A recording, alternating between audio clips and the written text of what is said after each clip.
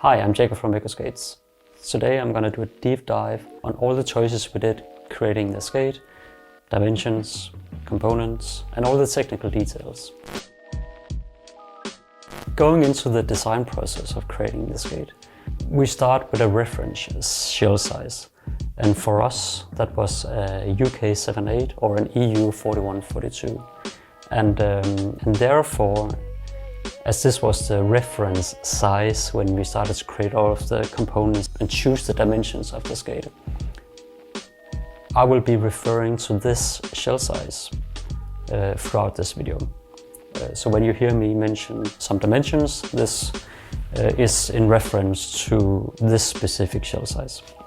Going into this project originally, we had a very unique opportunity, we think, to create a skate from scratch. And what that translates into is that we created everything at once, pretty much. We worked together with other skaters, and to mention a few, I can mention Tobias Nielsen from Aarhus, Denmark, Jacob, Benjamin Møller brothers, Trine in Aarhus. We knew that we wanted to set up the skate as an anti-rocker setup. So that means that we did take some characteristic choices of the skate. We also went out to design a hard boot. We didn't do a hybrid boot or a soft boot. This was a hard boot, and obviously it's a choice we had to take. So if you look at it from like a pure base of creating a skate, we went into that direction. But while still continuing along the process to refine those choices we did on dimensions and how the skate was supposed to perform, we wanted to leave room for skaters, people, to have the opportunity to adjust the skate to their preferences. Obviously, it means that the skate is UFS compatible. Nowadays, that's a pretty standard thing. But we quickly learned, I guess we already knew that though, that no feet are the same. And I think in that process we had to be careful about making too strong choices, because you still want to create a base on the skate that allows people to customize it to maybe their foot preferences or how they want the skate to flex and feel. And I think a good example is now we start to see the skate out in the market. Some people might have a pressure point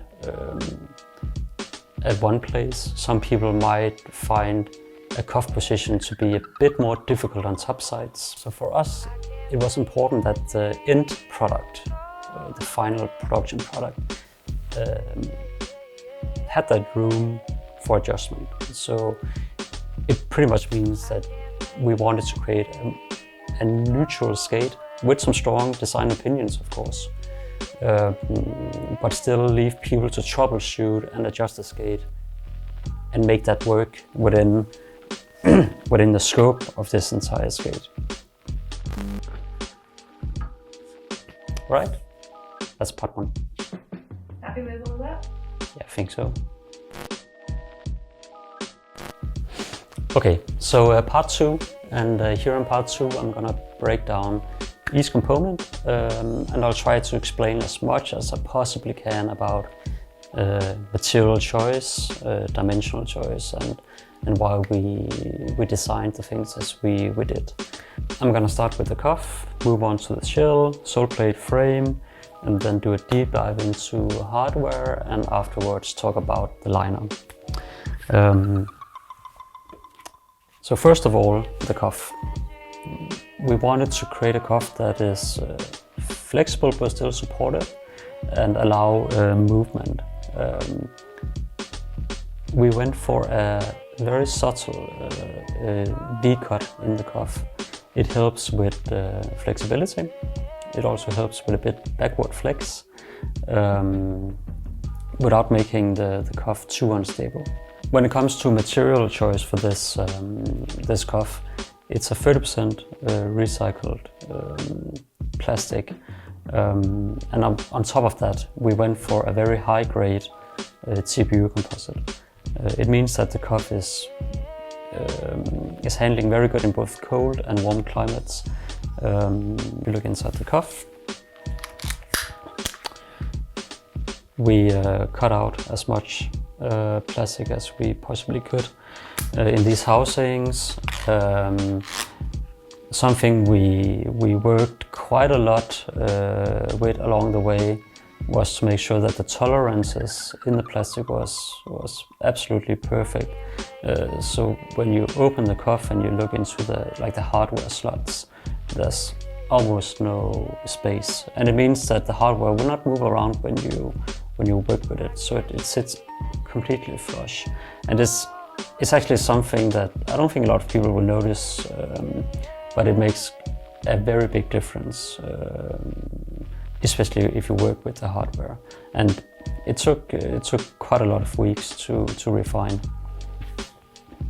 All the angles inside the cuff as well have very soft edges, so it doesn't stick onto the shell. So everything is here in here is smooth, and it was also a very important part of creating this cuff. So yeah, that's something we paid a lot of attention to. The buckle protector is what we call oversized. It's fairly big, but it really protects the buckle. And same with the receiver. You get a lot of protection from hitting curbs and stuff here, but we also added this top protector. So if you really lean down into, let's say, a loop topside tricks, you won't hurt your shin on the receiver. So it's actually quite sharp plastic, and this bit covers this. Moving on from the cuff to the shell. Similar plastic to the cuff actually. It's the same compound, fairly flexible and forgiving plastic, but works super well in different types of climates. It's also 30% recyclable plastic, and it's a very forgiving plastic. So when your feet are inside the shell, it really minimizes pressure points actually. When it comes to designing the shell, these big sound waves actually creates a fixture point here for stiffness in the shell.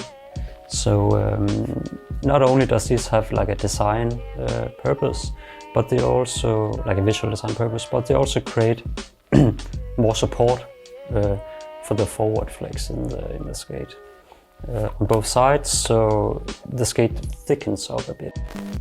It also helps on big wheel skating, where you want a bit more stability. So if you really do the cuff tight, it stiffens up a lot more. The shell is slightly heel raised, as you can see. Coming back to the purpose about creating a skate that is as neutral as possible, it's a fairly subtle heel raise. So it means that you can add shock absorbers. Shock absorbers obviously lift up your foot a bit more, and lifting up your foot will also free up some space in the toe. So that's like a tip for that. Especially something that we really put a lot of effort into is the lasting of the shell. The shells are made what we call true to Mondo size. So pretty much basically what we did is that we looked at tons of shoe charts, knowing that you cannot just really rely on that. So we also went out to measure a lot of feet. Another thing we did then was to make the skate a bit wider. I think we run our widths around 1 to 1.5 millimeter wider than most other companies do. And the benefit is that you get a more neutral toe box position for your feet. And I think this was mentioned in a previous video, that we felt that there was a need generally in the market for a shell that had a wider fit. When we decided to integrate the adjuster and rivet it in, we got pretty aware that we needed to get the clearance perfect to eliminate pressure points, because essentially you put a lot of hard metal up against your feet, and it was clearly something that we needed to get right, otherwise the skate simply wouldn't work. Same for the hardware, for the X hardware, which slots directly into the footbed. It's countersunk into the footbed, and that was a development point that took 5 weeks, I think, to perfect how the X fits into the shell. But yeah, those more like, I guess, things that were difficult to get right. But I guess that's a price that we had to pay to get the X hardware in and make sure that it's easy to work with for skaters. And I think, as we mentioned a few other times, that it's a fairly good skate to downsize into, especially because of the more flexible characteristics of the plastic. All right, so moving on to the sole plate next.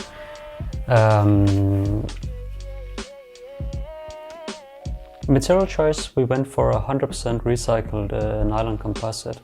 A lot of this nylon actually originates from fishnets.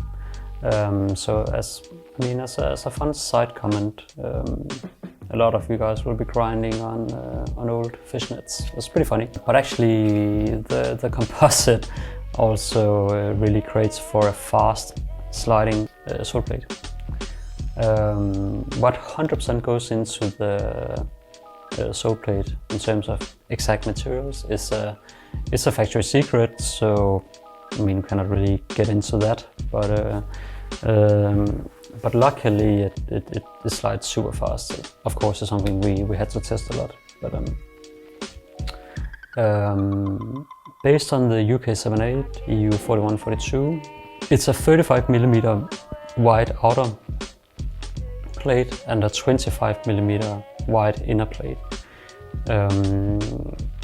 We wanted to create a skate that is both slim and not too bulky, but with a fairly wide sole plate for good negative tricks and good and easy sole, top tricks as well. Looking at the sole plate directly from behind, you will see that the sole plate is slightly reduced actually, and on the reference size it's 1.5mm. It helps you slide faster, of course, but it also helps you log in tricks. Looking at the bottom, it's almost flat across. So whereas other plates dip a lot, especially in the toe, ours go as wide as we could, while still giving enough room for people to turn and pivot on the skate. The toe especially, we think really helps on locking in top tricks.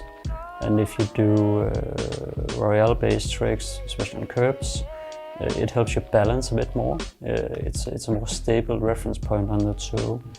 When it comes to the groove, I went through my phone to look at when we began working on the groove, and I found a picture of us testing the first groove in early winter 2023, around January. And we went through around 6 grooves before we found the perfect angle, and it wasn't until the day before Winter Clash, when we went there, that we sent the last 3D drawing over to the factory to confirm what is now today this groove. With a lot of help from the test skaters mentioned earlier, we found a center set groove that fits seamlessly together with the frame. It helps you with royale tricks, and at least it gave myself my back varves back after quite some years. So I think that's a fun reference. These edges are fairly pronounced in the beginning, so if you want to open up the group a bit more, go out, have a few sessions on the skate and wear these down a bit more, and it will help you lock out of group tricks into switch ups. Also, we try to hollow out as much material on the base as we could, both to allow upsizing on wheels, but also to eliminate weights. And we have already seen a few people Dremel out these reference points, which you can do if you want to really go up in wheel size. Next up is the frame, and the frame is made of the same material as the sole plate, so 100% recycled nylon composite, also strongly made out of recycled fishnets. It has a 45-degree angle on the outer walls to minimize you getting caught while turning, but also helps you lean into tricks a bit more and creates a more stable reference point on ledge tricks. The bolts are countersunk into the frame, and we tried to countersink them as much as we could to create as much longevity in the frame as we could.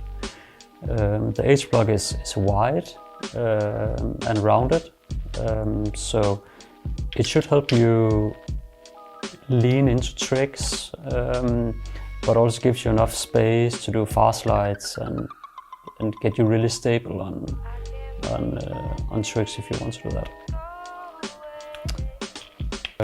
The frame is set up for anti-rocker out of the box. We think it's an exceptionally good anti-rocker frame.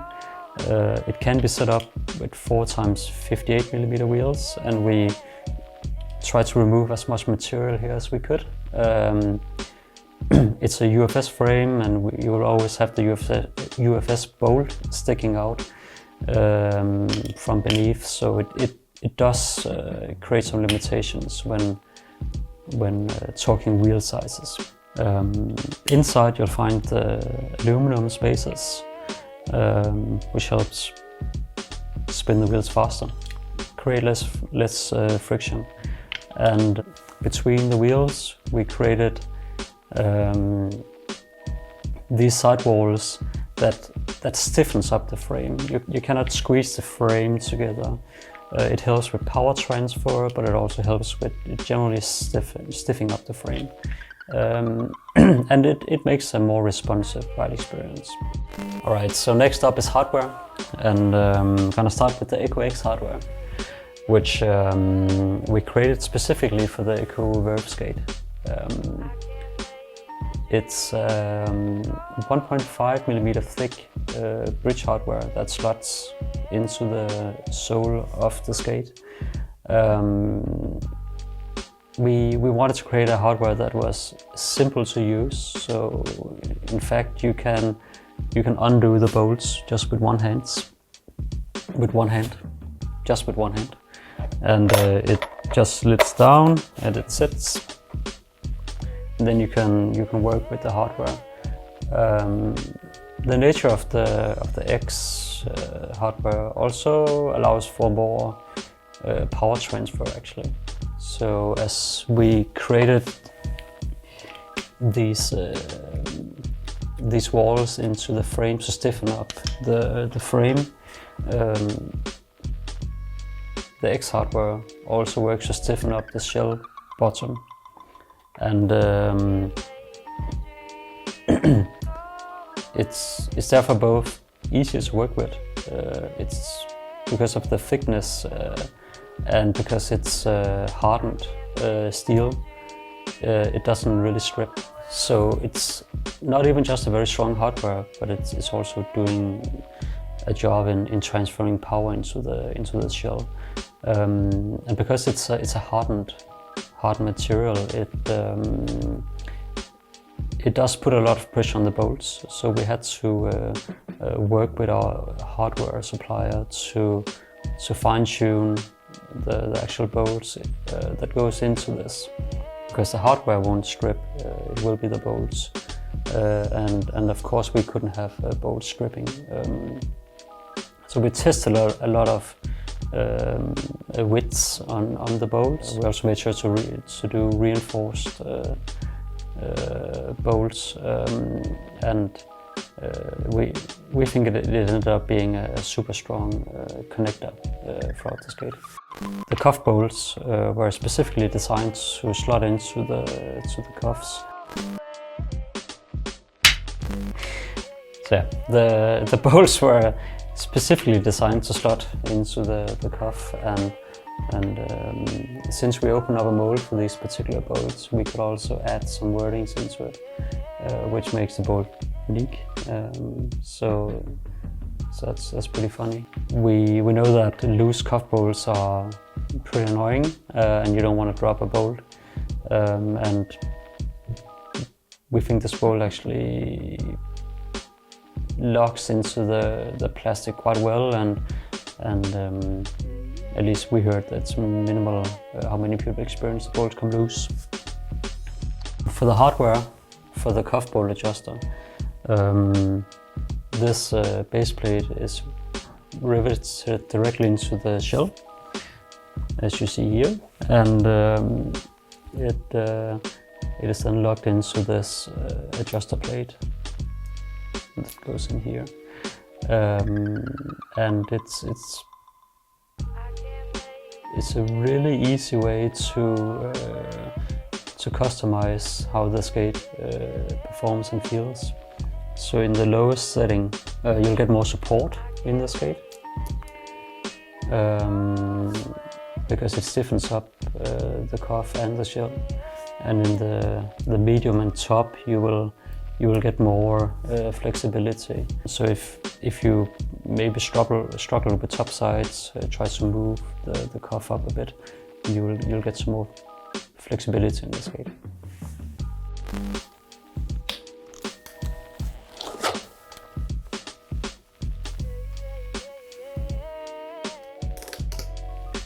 There's some words on the liner. The Echo Hygge liner is our version of a comfortable and supportive liner. The tongue comes with a prefixed lacing slits. So when you tighten the top laces, these laces will lock into the tongue. The laces out of the box are 90 centimeters long and 5 millimeter wide. The liner is made out of neoprene, EVA, polyester and lycra. It has a strong padding on the ankle, and on the toe box it's as roomy as the shell allows, with a good neoprene and lycra blend, so you don't get any pressure points on the toes.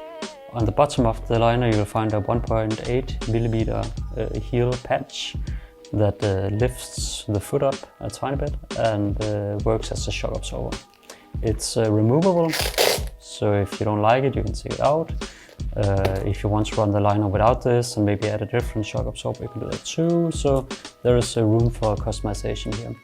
We spend a lot of time perfecting the liner, and we went into a lot of details around it, especially on how the stitching is made around the tongue, so there's no hard pressure points here. Same goes for the entire section around the tongue stitching here, and even for the washing and care label, it's made out of silk, so it doesn't get annoying over time. I think we know how annoying paper can be on the legs, so we went down into these types of details. Also, we reinforced this carry strap. It's a carry strap, not a strap you pull to take on the skates, by the way, but you can carry the skates in them. And this bit is also reinforced. The skate comes with 3 different types of patches that you can remove. These side patches are here to eliminate wear on the skate. So around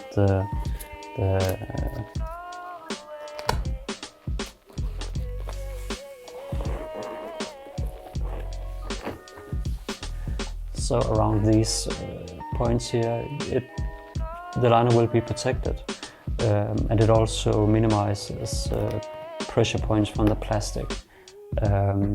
They are detachable, so if you find that you have pressure points somewhere, you can try and move the patches around if you like. The rear works as an anti-slip patch, and if you want a bit more space on in the shell, you can take this off, and it gives you around 2 millimeters more toe space in the shell. So there are some options here to customize. Each liner is lasted true to size. So if you choose a UK 7 or EU 41, the liner is in fact a true to size. That's also why we have so many different sizes. We hope that your feet will feel at home in this liner and work as a really comfortable place for your skate sessions. Another thing worth mentioning around the liner, and I guess the entire skate in general, is that as a team working on this, we of course had to work within some sort of budget, and it's more a thing about hitting the price point where we think that this skate belongs. So some of the choices we had to do were to some extent limitations of the budget, but especially in terms of the liner, we knew that we wanted to create a liner that actually worked, that people wanted to skate, and just when you receive the skate, you just didn't throw it in the bin, because we think that's not good. It's a resource waste, and why not make a liner like a stock liner that is actually nice and works. So a lot of effort went into this, and it actually became one of the bigger projects around the skate. So when you look at the skate, you'll see that there's almost no gaps in the skate. So the tolerances we achieved, we think, are quite exceptional. It helps with eliminating noise, it gives a more responsive skate, and because we were designing everything from scratch, we had the opportunity to make sure everything fit together perfectly. It's a very difficult thing to get right from a manufacturing standpoint, and it took some trial and error to get it to this level. But all the small, what you can call assembly lines, gaps, we think are pretty close to perfect. So assembling the skate was another project that took a while to get right. The skate is set up as stock with anti-rocker, with a semi-bullet profile wheel, and we think that especially a lot of beginners are gonna have a better time on skates with anti-rocker. If you set up the wheels correct, you get good bearing. It will skate fast enough, but you'll also get the benefits of learning to do grinds and slides, and not get lockups on flat setups, which can be a bit more difficult to skate. So that's primarily the reason why we decided to do that. Also, we think that anti-rocker is fun to skate. There's nothing wrong with flat, and the frame will also work well for flats. But that's just to explain why we went with the anti-rocker setup to begin with. So that concludes this session for now. I hope it was a fun insight into why we went with some of the dimension choices we did, material choice, and why we created the skate as we did. If you liked the video, make sure to subscribe and like the video. It helps us a lot. Looking forward to seeing you back on the channel. Thank you.